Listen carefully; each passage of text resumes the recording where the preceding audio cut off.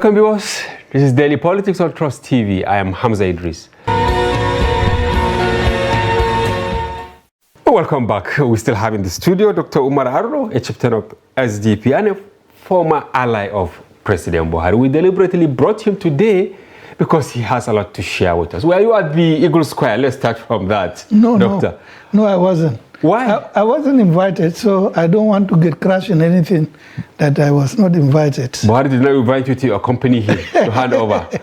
No. President Buhari did not. I spoke with President Buhari last on the 28th of March 2015, on the day of his election, in 2015. That was the last communication I had with him.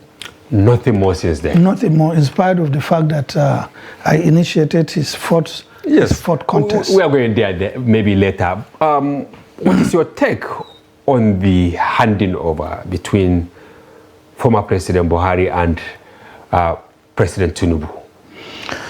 Well, for me, I'm very happy. I'm very happy that the 8 gruesome years of President Buhari has come. Wow, you are describing it as gruesome. Yeah, they are.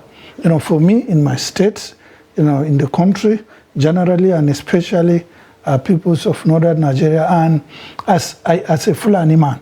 As a Fulani man, the Fulani people, we have never had it so bad in the history of the Fulanis in Nigeria since. Because everything is being heaped on the Fulanis as a result of one misstep or the other by the president. We're talking about stereotype now and stigmatization. Yes, the Fulanis have been stigmatized mainly on account of Buhari's leadership. And that has affected us a lot. It has affected me. It has affected a lot of Fulani communities in the rural areas. It has affected the relationship between the Fulanis and other people of Nigeria. And that is why when this election was, when the campaigns for these elections were being prosecuted, a lot of the Fulanis came up and said that we will support, the Bola Tinubu candidacy against, Atiku's candidacy. Atiku is Fulani. Yeah. Buhari is Fulani.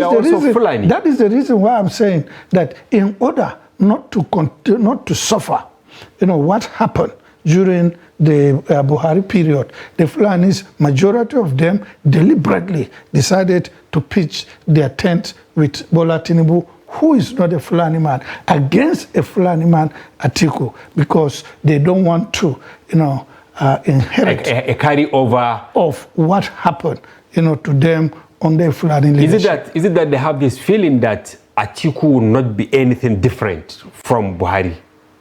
Well, no, they really want to make a point that, look, we are not what you think we are. That, for example, like me, yes, in 2007, around 2006, after we were relieved of our appointments in the Obasanjo regime, I initiated, and I thought it's best to have South-South president. This was 2007. That was 2007. Let us have South-South president. And so I initiated. That was immediately after Obasanjo? Yeah, that is Obasanjo's transition. Yes. In Obasanjo's transition, my projection was, let us go for a Southerner. After Southwesterner. After Southwesterner. Now, I distinguish Obasanjo's presidency between military and civilian. While most people saw Obasanjo's presidency as a Southern democratic president, a Christian democratic president, I saw it as a military president.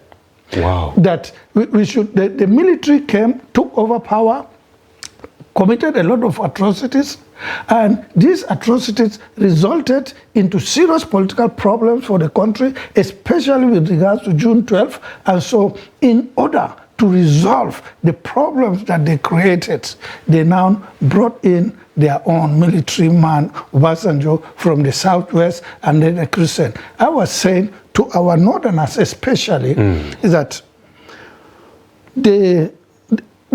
I want people to realize that we are the North, Northern People's Congress, Yeah. and Niger Delta Congress. Yes. Northern People's Congress under Ahmadu Bello, and Niger Delta Congress under Chief Harold Dapper Brie. They were the only political parties that gained independence in 1960 as allies. Because after Northern Nigeria gained self-government in March 1959, by March 1960, there was an alliance between the Niger Delta Congress and the Northern People's Congress. Yes. And which brought in Harold Dapper Brie. That was why Harold Dapper Brie became the first, chairman of council of Ahmadu Bello University. And that was why Milford Okilo was the parliamentary secretary to the Prime Minister Abubakar Tafawa Balewa. So by 1960, to strengthen the alliance. Yes, by October 1960, when we gained independence, we went into independence as allies. Now, I was saying to our Northerners in 2006, look, instead of us to continue saying that power should return to the North in 2000, power should return to the North, why don't we in the North use our numerical strength, our numerical superiority, our voting strength to now bring our allies, the Southerners. And that was how we came up with the idea of reciprocating traditional alliance. That was the slogan of Peter Odili's presidency, reciprocating traditional alliance. And we had a lot of support in the North. So that if we had, a Southerner had won in 2007, these things, these invectives against the North, especially the House of Fulani, that you are born to rule, you just want to manipulate power, you are power monger, all these things wouldn't have happened. But there was only an interlude of 2 years, Doctor, if you look at it. Despite the fact that Obasanjo did not allow that to happen, when he gave it to Yar'Adua lasted for less than 3 years. Not in the same conditions. Yeah, but they got it. But not in the same conditions. Because in 2010, when President Goodluck Jonathan took over power, it was not as if the North handed it over to him. It was by providence. It was by providence. And it created problem between, in fact, Jonathan presidency virtually broke the North South-South alliance. Wow. It virtually broke it. He created friction? Not him. Okay, but the circumstances of the politics created this. And that was it. And so that is why led us to this position, Tinubu's presidency. Now, the little role I played was now to shift this alliance. Since the alliance between the North and the South did not go, now shift this alliance to do an alliance between the North and the Southwest. Okay, how did you do that? Does it have anything to do, because you tweeted recently, and I want to quote it to set our conversation, that, because I found it a bit controversial. You said, and I quote, Buhari became president at his 4th contest after 3 unsuccessful attempts. To that extent, and to the limits of claims, he owes his presidency to me, that is you. In that the idea of the formation of the APC and his 4th contest was mine, yours, right? I also convinced him to start it and got it working. I don't want to quote more, but you cited a certain IGP who warned you against doing what you intended to do.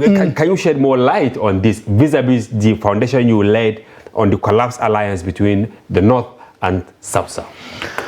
Okay, now, we all know President Buhari contested 3 times. Yeah. He contested in 2003 under ANPP and lost. Yeah.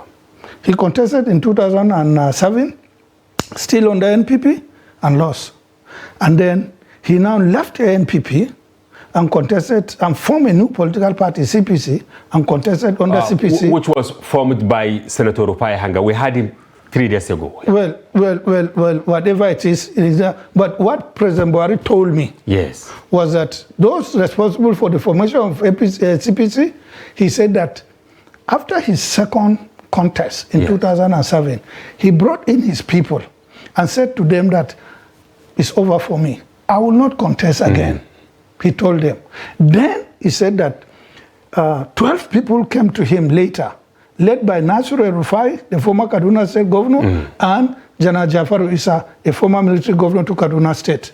That 12 of them came, they met him, they now came up with the proposition that convinced him, to accept to contest again, but not under NPP, but to form a new political party, CPC, and contest under that. He accepted. He called in those people that he worked with in the NPP's people, and then informed them of this new decision. But they have agreed, along with them and with Rufai and the rest, that he gave them two conditions. One, if we lost in 2011, it will be the third and final time I will not contest again. Nobody will come and approach me again. They agreed that if we lost in 2011, that we will not also go to tribunal, having gone to tribunal 2 times, and that nothing came out of it. They agreed. I was not a party to that. Oh, you weren't a party to that? At all. I was in my PDP. Okay. I was fighting my governorship in PDP. Then I took PDP to court. 11 times or 12 times, something 11 like that. times, Yeah. I took PDP, that was the first one, I took PDP to court, and PDP, my case was struck out. Yeah. Immediately my case was struck out in, I think it was in January or February 2011, PDP in Adamawa State dismissed me from the party. Yeah. Which was wrong. And I now took them to court. I took them to court again. Now, I felt that PDP was drifting this, it was taking this country into drift. Welcome back. You followed the elections right from inception. Was it January 2022 up to the election, whether it will hold or it will not hold? The elections over. Inauguration also over. Are you happy? Let me start this way. I think that the elections it's come and gone, maybe in some quarters, and I think it's a mixed bag. It's not doomed the way many people project it to actually be. There were successes, there were challenges in these elections. At least we saw a lot of upsets that previously were not possible. When you look at the National Assembly elections, we now have a National Assembly with 8 political parties. 8, yeah. Yes, unprecedented. Have we ever had something like that? Nothing like that since the return to 24 years of democracy, which gives us a tablecloth of parties, and is actually making the ruling party not to be the majority party in the National Assembly today. Especially the House of Reps. Especially the House of Reps, where they don't have the majority currently. And I think that's like inspiring. It's also inspiring in the sense that it tells us that even the voters we claim are often not literate, they don't identify symbol, are able to identify the symbol of some of these parties, which shows us the sophistication of an average voter in this country, and kudos to them, where in spite of all the challenges, they turn out to vote and vote for people they believe could actually win. We saw 4-time, 5-time member unseated. We saw governors unseated. Is it 33-year-old, for instance, in Kano? In Kano, Kaduna. Many cases there in Zamfara. I mean, in Sokoto also. You saw like 7 governors who have actually made the Senate to be their retirement home defeated. In fact, what is even fascinating is that in some of those states, they did not lose the states. They actually, if I take Cross River as an example, it was the governor, Ben Ayadi, that lost his senatorial seat. The other candidate actually won. Can you imagine? On the platform of APC itself. So you see all these kind of things. We even saw a sitting governor lose in Zamfara. All across the country, there were these pockets of successes. That's what we call it. We saw an Okada rider actually win a seat. Yeah, really. A comrade, student unionist becoming member of the House. We saw a woman a very young woman in Kwara State win a State House of Assembly sitting. A volunteer teacher dislodging speaker. So you see all this kind of things. So there are lots of these positives that we are yet to unpack, that we are yet to highlight about these elections, that should actually make us feel good that 24 years, our democracy is actually maturing in itself. I am happy this is coming from you as Director Center for Democracy and Development. Now, where do we get it wrong that some people are saying this is the worst election in Nigeria's history? Is it the worst first? I don't think it's the worst elections, because we have counted the mere fact that even with the way people are saying it's the worst election, they did not go to the street. They went to the courts. It's telling you that it is not the worst, that our democracy is actually maturing. Okay. I think that we had a very huge expectation. For instance, we expected that the polls will commence timely across the country. Yeah. But these polls did not commence timely itself, which raised challenge. You heard one of your listeners speaking about the Naira scarcity. Yes, we had Naira scarcity, we had fuel scarcity, we had all this already poisoning the atmosphere ahead of the elections. Then you had the highly contested elections where you will remember when I came to the studio, I said, look, this will be very identitarian in nature in these elections, where you have 3 of the biggest ethnic group in Nigeria fielding candidates itself. And when you look at the vote at the end of the day, you see it was fragmented along ethnic lines. Yeah. You see Atiku Abubakar, for instance, won 5 out of the 6 states in the Northeast where it comes from. The only state it did not win was Borno, which is the state of the presidential candidate of the APC, current vice president. He flipped Yobe, which has always voted AD, ANPP, CPC. He flipped it when you talk in terms of religion. Then you go to the Northwest, they won 4 out of the 7 states in the Northwest, where they are telling you that this Namu thing, of course, is important. And you will see that in the Southwest, Tinubu won 4 of the states. In the Southeast, Obi won 5 out of all these states, winning big, not even giving the other candidate the opportunity to get the 25% in the Southeast. So this nature, of course, and with the challenge and the promise that the INEC result viewing platform is going to work. Even the fact that many people felt that this INEC result viewing platform will start tabulating the result, the IREV, we just see the result automatically like that. Many did not even understand that it will just be snapped picture. It's like you scan this page. And you put all the... So a lot of expectation was put onto the elections. And because these expectations were not met, it dampened the morale of some people. But this has not actually taken away all the positives in the elections. And you see, one thing we rarely talk about these elections is that there is so much fixation on the presidential elections, which occurred at the same time with the National Assembly elections. There is so much fixation with it that we have not even been able to go to do a deep dive into the other elections to see that there are indeed some good things that have actually come out of these elections. And because of a lot of cyberbullying, the ethnicization of the contest also, it takes courage to sit and say that, oh, these elections, there was something good in these elections. And I hope that Nigerians learn this maybe before 2027. But fast forward, Idayat, the president has been inaugurated, governors in 28 states. Now, looking at the caliber of people that came for the inauguration from UK, from US, India, all these countries, is this a validation?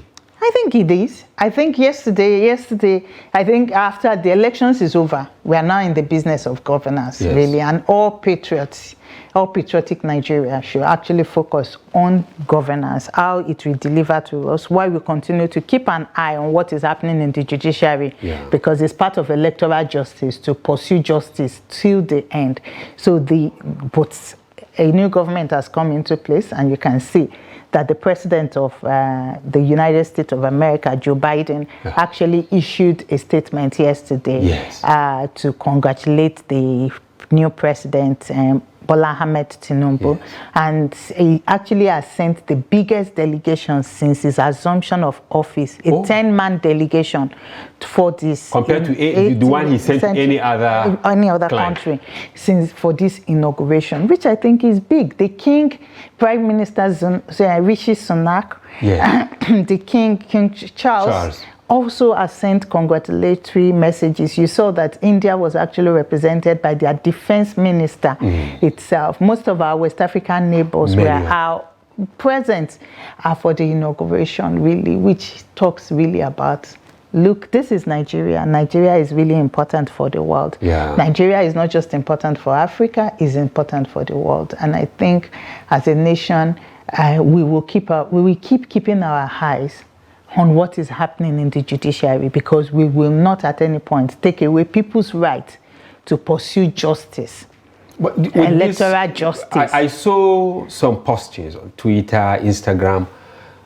Some people, we all call them bullies, right? Twitter bullies or what, trolls and all that, saying with the kind of delegation that witnessed the swearing in of Tinubu, the best option for those that have gone to court is to calmly go there overnight, withdraw the files, and wait for 2027. No.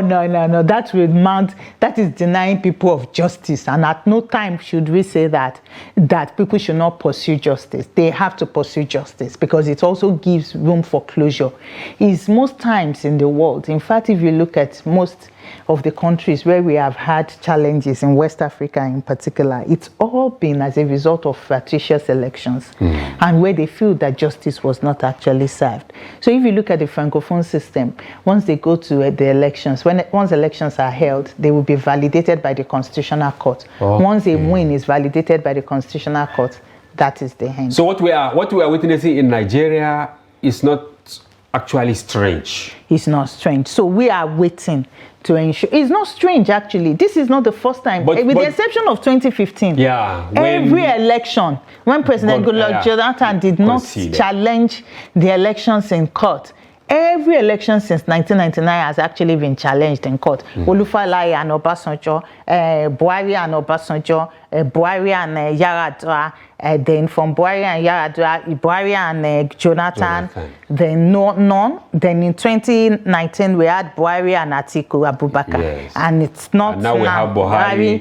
We have Tinubu and Atiku, Tinubu and Obi, and Tinubu and APM. So it's there are even new. Others from the so-called banana. Yes, exactly. So it's nothing new. It is what we strive for. It is what we beg for. It is what is actually showing a deepening of our democracy. That these leaders, in the person of former President Atiku Abubakar, did not tell his supporters to go to the street and start destroying things. Like a former governor, Obi, with his young supporters, the obedient, did not go to the street. They pursued the court, whatever their thought might actually be, and be really. So these elections represent different things to different people in different parts of the country. In some parts of the country, people are very happy. In some part of the country, they are not even interested in the top, which is the president. They are looking at the bottom. So they are looking. So it represents, and in other parts, they are busy jubilating and saying, "Oh, our time has come. Oh, this is our time. We are the something."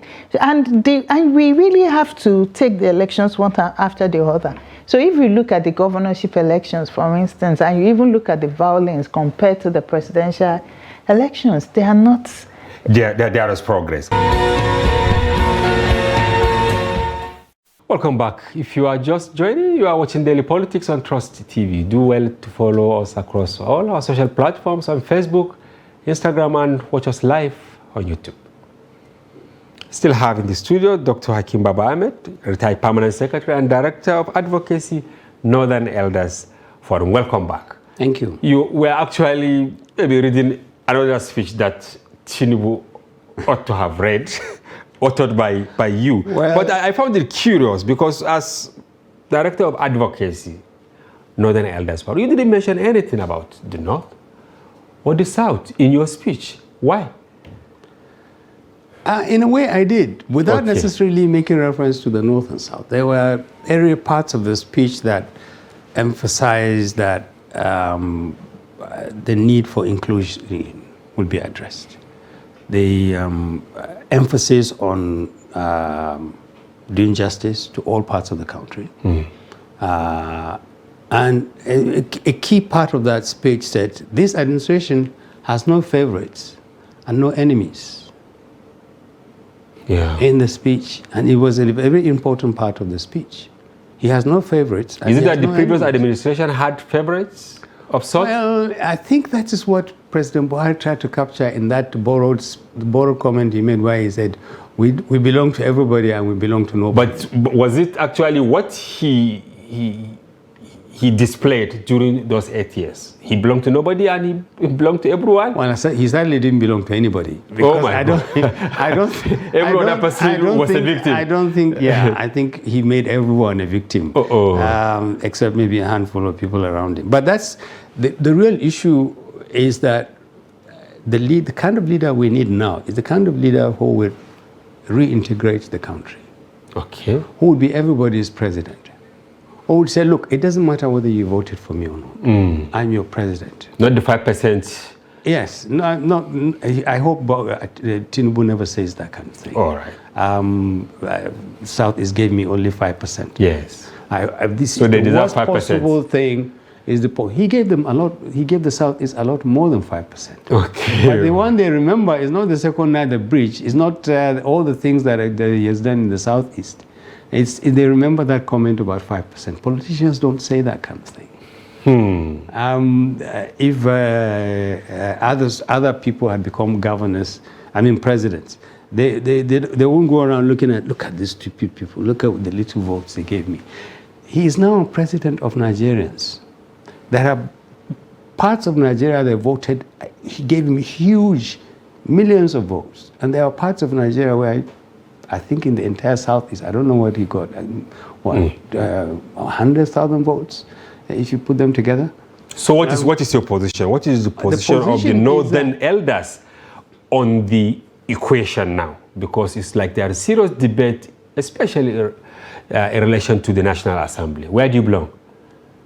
Well, we think that, first of all, the principle that the legislature is an independent arm, is an arm of government on its own. So and should be allowed as much as possible to decide its leaders. You think Tinubu and those around him went overboard by selecting Akpabio and Jibrin Barrow as Senate President, Deputy Senate President, and then Tajuddin as Speaker, Kalu as I don't know whether Tinubu is directly involved or not, but whether he is or not, the point is this. The legislature is an arm of government, not independent, related to the other arms of government, but it has an autonomy which has to be respected. Okay. And its integrity is in part reflected in the manner in which it chooses its leaders. Other politicians should respect that. Now, people think we've done our job as voters. We elected them. But you are leaders of those voters, especially from the north. And that is why I am asking, where should the northern constituency tilt towards? Especially going by the allegation that everything has gone south now. Despite the fact that we have the vice president. There are northern senators. Okay. There are northern members of the House of Reps. Yes. They are as northern as I am. And so they can apply the same concern about the position of the North. Substantially, the North can claim to have created this presidency. And we will be right. The figures will show it. You also agree to that? It's not that I agree. 63%. It's not that I agree. Everybody knows the votes that gave Tinubu the presidency substantially were northern votes. I once somewhere said that the North holds the power to decide who becomes president. And I think you became a serious victim. Well, I remember people all the bashing, like the trolls. They thought I was being arrogant because I said the North can decide. The North, the power resides in the North. Yes. they didn't. I think part of the problem at that time, people didn't even bother to find out what I meant. Okay. And also, you remember, it was at the time where northern governors were ganging up to say to the entire north, we don't want a single one of you to even aspire to be governor. Yes, that's Southern Governors, yeah. Yes, Southern Governors Forum. Yes. And saying no northerner Nobody should from even the contest, should even aspire to contest. And you dared them. Yes, we dared them, and we won that war. We said, no, you can't do that. Well, show us in the Constitution where a northerner cannot contest. And there is nowhere in the Constitution. So you cannot do that. What you can do is to insist that the law is respected. That is to say, the Nigerian voter will ultimately decide, and that the Nigerian voter is all Nigerians. Yeah, they can decide who they want. Yes. If they want a northerner, they can vote for a northerner. If they want a southerner, they can vote for a southerner. But you cannot say that a whole part of the country should become spectators and just remain and leave it to the south. And look at, in the end, what happened. Yeah. The two leading contenders, from the north, at least at this stage of the litigation or whatever, yes, we just swore in a southerner in the last 4-5 days, a southerner, who got most of his votes from the north. The northerners are not stupid. So what do they start to gain, or what are you bargaining for them now? First of all, we got what we wanted. That is to say, we got a president that we voted for. Okay, you are satisfied with that? Of course, you have to be satisfied. You have to respect the right of the voter to decide. All these millions are made up of single voters who walk from their homes or wherever to go and cast a vote. So what are your demands now as elders from the president in terms of maybe power sharing, in terms of economic advancement, in terms of addressing insecurity? Because you listed some of these things in your speech. In the speech that Tinubu did. Yes, the speech. We don't want to make demands. If we have to make demands, it will be the same demands that all elders will make. Okay. Justice. Be just to all sections of Nigerians. Okay. Be fair to everybody.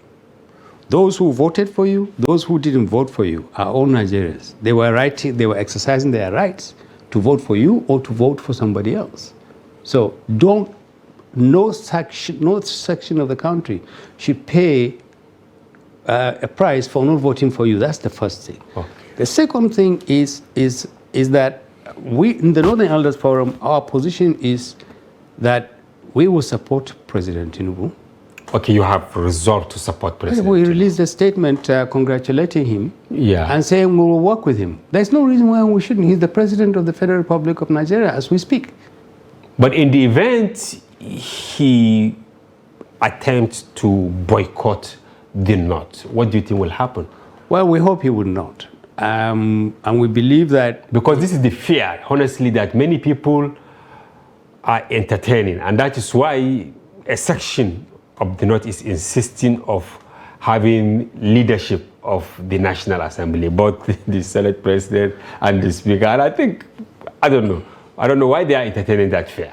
Is it justified for them to entertain that fear? I think it is the wrong politics to apply to say, if just because you have the Senate presidency or the Speaker, then you will guarantee that the interest of the North will be protected. Because, look, we went for 8 years, the Senate president on the 8th Senate where I worked with Senator Saraki. They didn't get along, and you had an APC government. Saraki and President Buhari. Yes, you were his chief of staff. Yeah. For part of the time. Okay, part of, yeah. Yeah, but I don't think you should measure or worry about that. At this stage, we want to work with the government of President Tinubu. We want to support him. We want him to support him to succeed. We believe he can succeed. We believe he should succeed, not just for the North, but for the whole of Nigeria. Because the truth about it, Hamza, is that when we speak like Northern Elders Forum or Haneze or Feniperi, we tend to think we live in cubicles. We don't. The problems of the North are the problems of Nigerians. And when people are told, in their millions, to sit at home on a Monday not come out. And if they come out, they would either be killed or molested. And the whole Monday is wasted because people are sitting at home. The country pays the price for it. It's wrong, and it should not happen. It should not be tolerated. And that is why I was saying in that speech, yes, the rule of law will apply in every inch of this country. So if there is anybody who is entertaining the idea that what prevailed under President Buhari, for 2 or 3 years, IPOB and ESN were keeping people at home on Mondays. So do you think Tinubu... And that kind of thing is wrong. Do you think Tinubu will actually summon the courage to address some of these issues? He had better. Let me tell you the truth. Okay. Of all the things he needs courage to do, it is to fight insecurity. And what you're seeing happening this Monday, boycotting Monday, is actually a sign of the weakness of the Nigerian state. And the Nigerian state must be strengthened to enforce the rule of law all over the country. Welcome back. Dr. Dappel, if you can hear me, I said, okay, what should we expect from a new government from Nigerian perspective? So I would like to frame this question based on the past 2 governments before this new government. And that's to look at some numbers. And what do I mean by that? There are some numbers about the economy that you can use to assess the health of the economy. You don't have to be an expert. Any layperson should use those numbers to access the economy. So I don't know if those graphs are ready. Can he put them up so I can just make some few comments about... Sure, go ahead. Yeah, fine. We have it now. The average living standard in Nigeria, yeah. Okay, so the average living standards, inflation rate, GDP per capita, our total external debt, including variables also such as unemployment rate. If we see the rate of these numbers in 2014, comparing with 2021, there is a massive difference. And so based on this, I would expect 2 things from this new government. Number 1, the government should reverse these numbers and take us to the levels we were in 2014. How do you mean, Doctor? The unemployment rate in 2014 was roughly 6%. Now it's 35%. We want them to take us back to 6%. And the same thing with the exchange rate. It was 160 something, and now it's over 400 official rate. We want them to take us back to the pre-Buhari numbers. That's the first thing we expect from them. And the second thing is they should improve on the numbers in 2014 so that by the time they are out of power, we would have an economy that is better than what it was in 2014. I think that's the expectation of many Nigerians, and I'm one of such Nigerians. But how possible is it to now revert to 2014? I think in other climes, people look forward, they don't look backwards. What is the interpretation of what you said? So what you had in the past, you thought it wasn't great, and so you explore options for greater opportunities in the future. But somehow, in the process of navigating the future, you made mistakes, and the outcome was worse than the outcome you were trying to run away.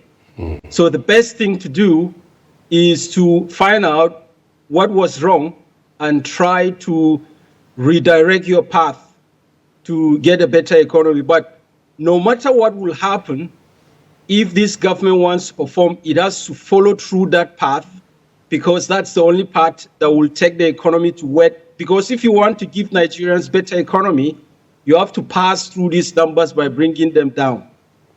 So is it that the previous government, officials of the government, were not unmindful of this data that you reel out, and they now say they are living Nigeria better than they met it in 2015? Yeah.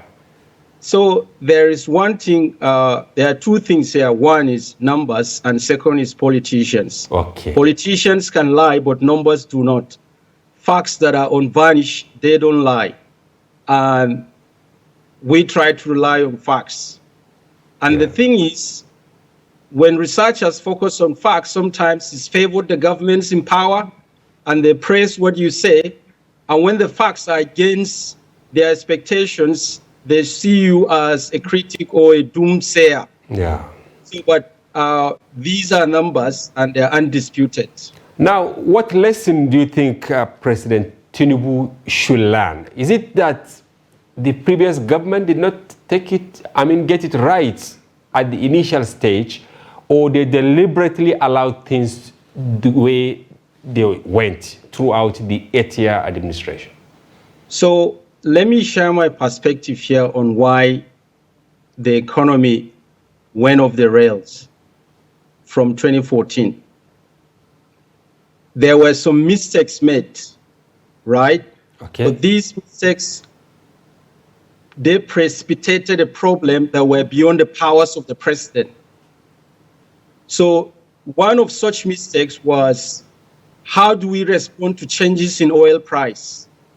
Okay. The president of the country cannot determine global oil price because Nigeria's output, share of output in total output is roughly 2%. So it doesn't have market power or price, right? Yes. So you have to take oil price as given.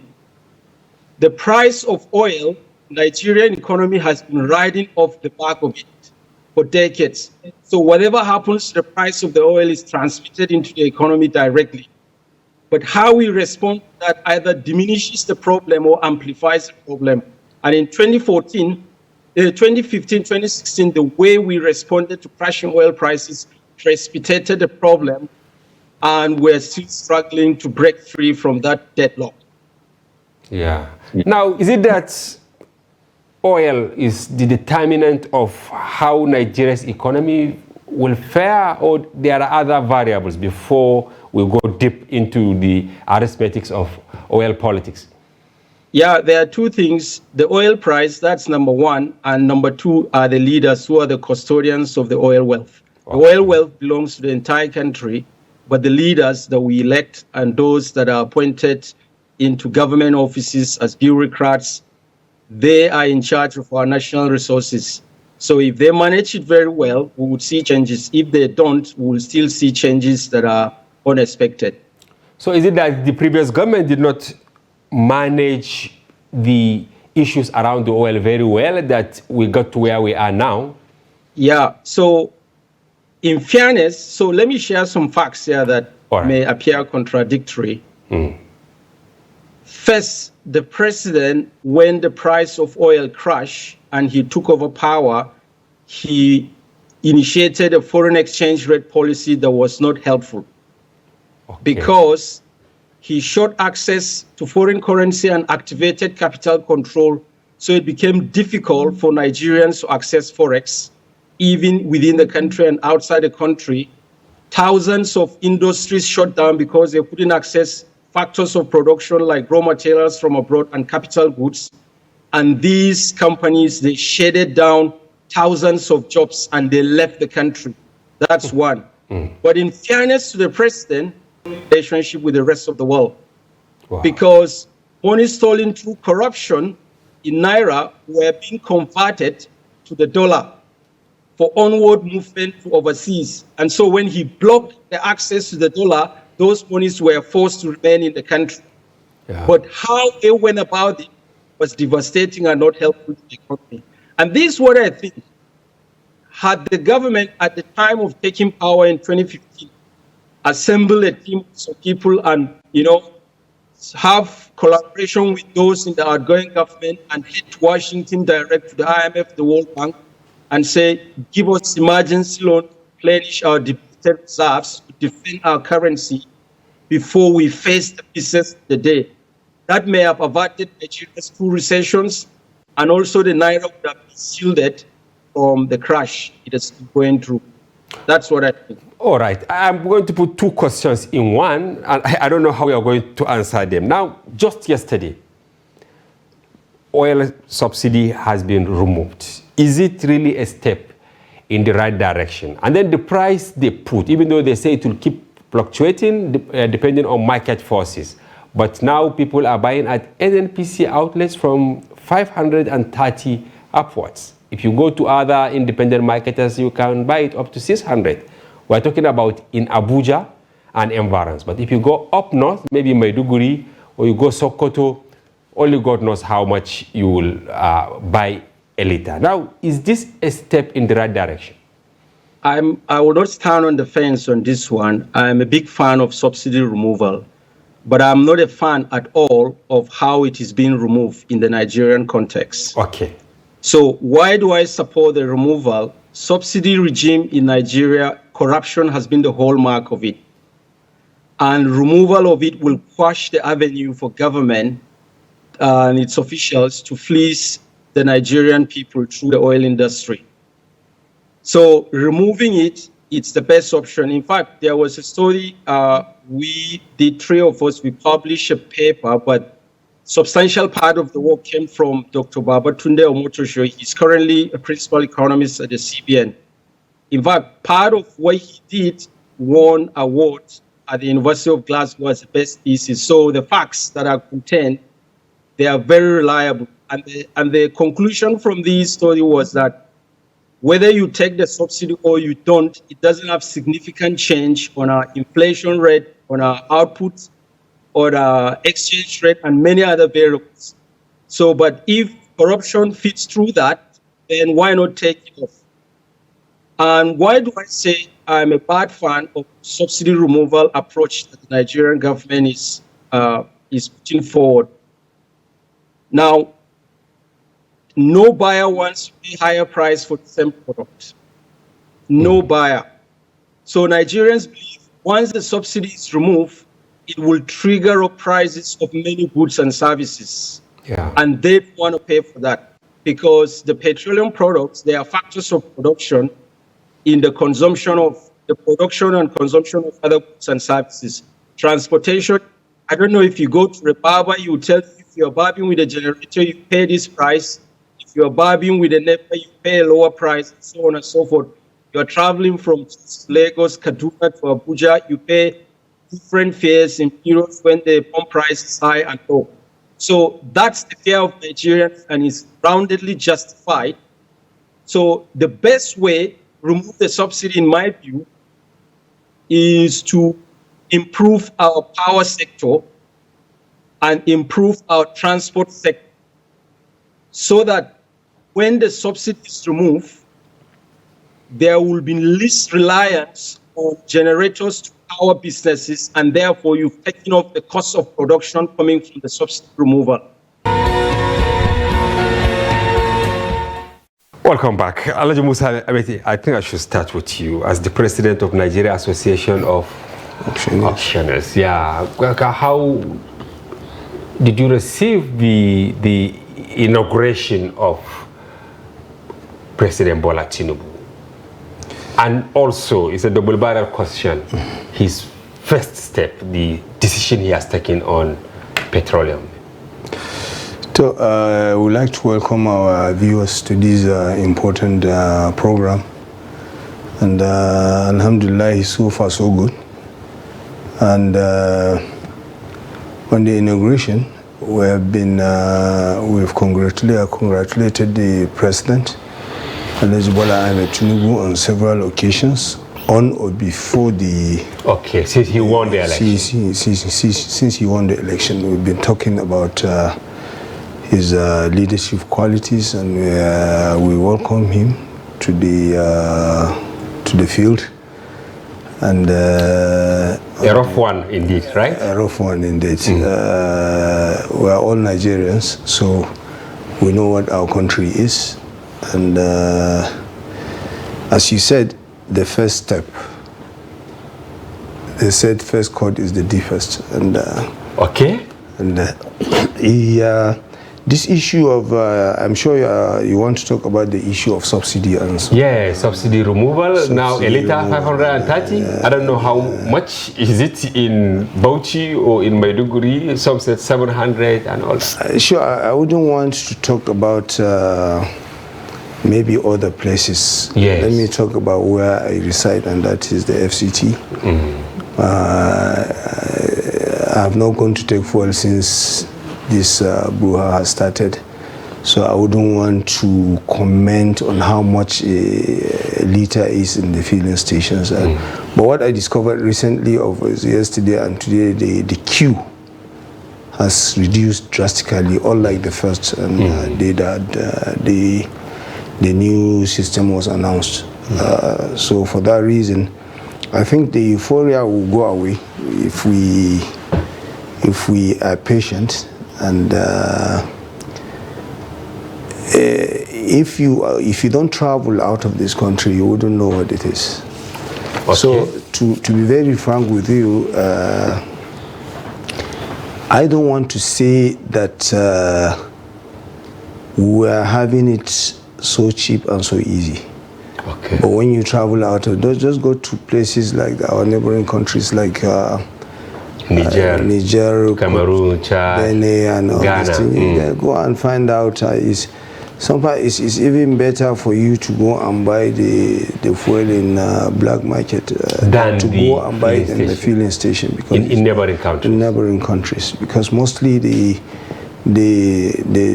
fuel is smuggled to those countries from our country here, and it's cheaper to buy the smuggled one than to buy the official one at the official rate. So.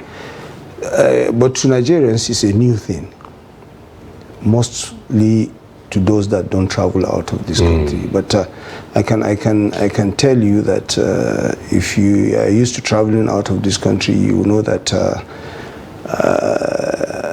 anywhere you go in this world, even in Saudi Arabia, fuel is not as cheap as Nigeria. So is it a step in the right direction, what the president did? If you go back to history, if you look at during late Abacha's time, yes, you find out that he decided to increase the price of fuel, and he now established PTF. Yeah, Petroleum Trust Fund, headed by the immediate past president. Yeah. And we knew what happened at that time. We knew what they did with the money. That was the increase in fuel. So we hope, personally, I hope the president is going to do the same thing. If he has to remove the subsidy, let's see it on ground. Let's see what he's going to do there. All right. Anas, yes, you share with Musa, because I can see clearly where he is heading to. That tough decision must be taken, right? Of course. So that Nigeria will be fine. Exactly. Do you agree with what he said, or is wrong approach by President Tinubu? No, it is not a wrong address by the President Tinubu. Okay. Is it Malam Musa, your name? Hamza, yeah. You know, in a politics, there is many things in a leader that are supposed to do. What Tinubu has did is right. You know, this sometimes that they say the subsidy for oil, it is used to go for some people. Not all the people in Nigeria are benefiting in that subsidy. So what he did is right. Me, I'm supporting of what he did. Wow. So you are on the same page. Yes. Yes. You mentioned something, because many Nigerians are really confused, and it's like, of course, PTF days. Many years now. The good old days. Yes. Many young generation, they are not even aware of it. And it was just a fraction, I think, the addition that was set aside in a specific account that Buhari was able to turn around all sectors, because there was no sector that did not benefit all sectors from that. We were discussing this in the morning. Now, are you saying that there should be something along that line, a replica of PTF to be entrusted in the hands of somebody who can actually replicate what happened those decades? You see, it might not be the same approach. Okay. To be realistic, you know, for you to say they should establish something like PTF, everybody has his own approach. Because Obasanjo, when he came, he said it is not within the law. Exactly. That was what he said, and he scrapped it. What we are saying basically is that this issue of subsidy, removing the subsidy is just inevitable if we have to be realistic. is just inevitable. There's nothing you can do about it if we have to be realistic. But what we are saying, or this is my personal opinion, yes, if the president will use the opportunity of removing the subsidy and do something tangible with the economy and the infrastructure, because everything is decayed. There is no aspect of this, the system that has not collapsed. So everybody, all hands are on deck. Everybody is looking up to him to see what he's going to do with the country. Because to be very fair to the former president, he has done his best. But this is Nigeria for you. It's the most complicated country. Some are saying his best wasn't enough. Yeah, you can never please Nigerians. It's not possible. You just do your best and we'll just go. Tell me one president that has been pressed in this country. Most heroes, they are only praised after they leave. Maybe in the next 1 year. Even though Nigerians generally, or significant number, they are praying that let it be better. Madam, we are just pessimistic people. That's to say the truth. We are just pessimistic people. And we are always doing the wrong thing. Yeah. What do I mean by that? You see, religiously speaking, if you look at both Christianity and Islam, they said you should be praying for your leaders. Not always cursing them. And here we don't do that. And that's what we used to do. Let me give you an example. Assuming you have one of your kids that has derailed, and every day you wake up, you say, what are you going to do with this kind of kid? The more he get hardened. But the moment you and the mother and anybody you know that can help you pray to God to get him back to life, that is what we need to do. And that is what both the scripture says. You should be praying to your leaders. But that is what we don't do in this country. All we know how to do is to find fault in our leaders, criticize our leaders, curse them, and at the end, we pay the price. This is the truth, whether anybody likes it or not. But the way things are in this country as of today,